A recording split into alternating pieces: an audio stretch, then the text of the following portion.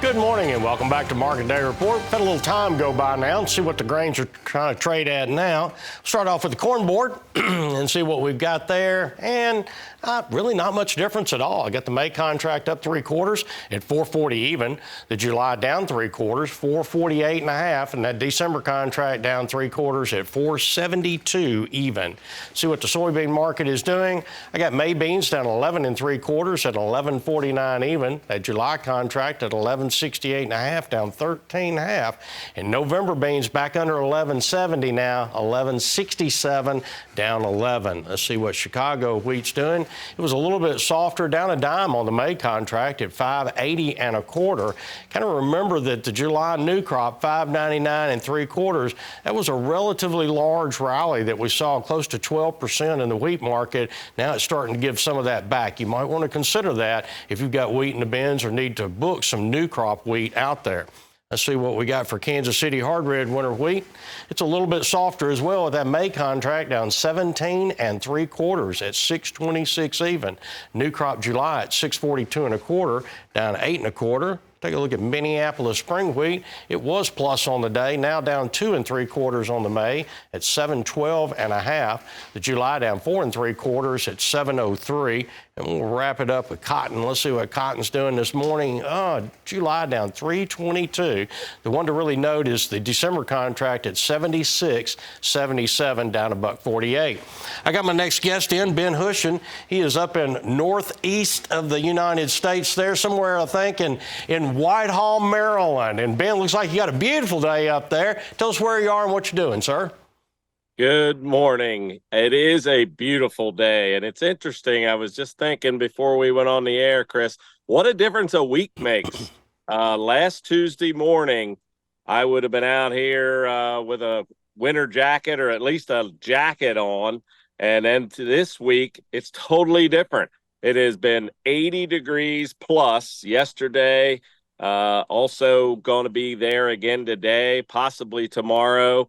So our whole mind thought has changed. We've been, since we talked last Tuesday, I don't think there's a hay field that hadn't been cut, be it for Riley's or just grass hay. All kinds of hay got baled up, rolled up, put in bags, etc. since we talked last week.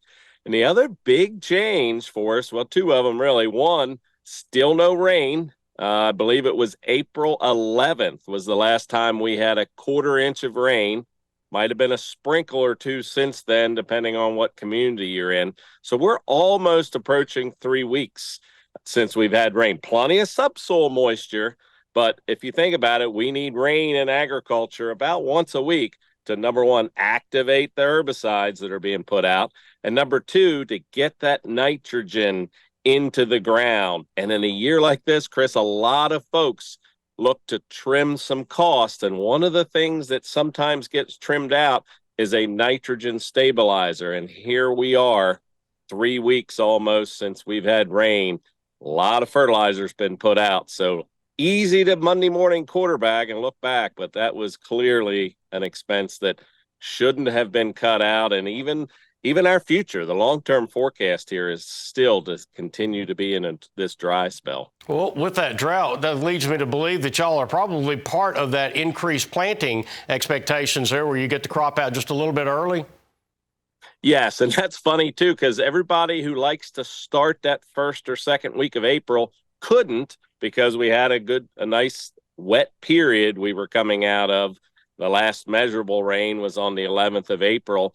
But since then, I can tell you, people have caught up, and from what we can tell, have surpassed. We have a lot of growers that are talking about having 50, 60, 70% of their corn in the ground. Some that are running corn and bean planters at the same time are telling me it's the same story, 50, 60% of their beans in the ground. In fact, I should have brought it along with me, out doing some digging, trying to do some just to see what corn's doing and soybeans are doing.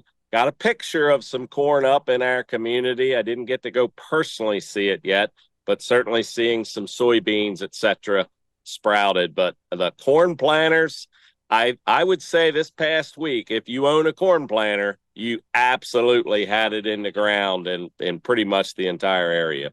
All right, and so I noticed you said you were cutting hay there and had a good hay cutting. Is it better than last year or just about the same?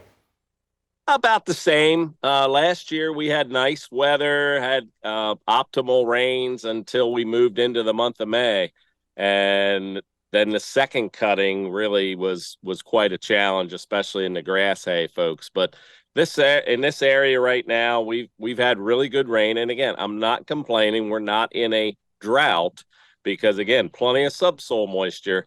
But we need that activating rain just to keep everything in agriculture moving along. All right, good deal. Well, I'll try to give Tim a little prod and see if we can't get a little weather up there for you. Ben, really appreciate you taking the time to be with us this morning. As Ben Hushon, he is with the mill. Y'all stick around. We're going to go away, take a real quick commercial break. We're going to come back and talk some livestock with me, Chris Swift. Stay with us.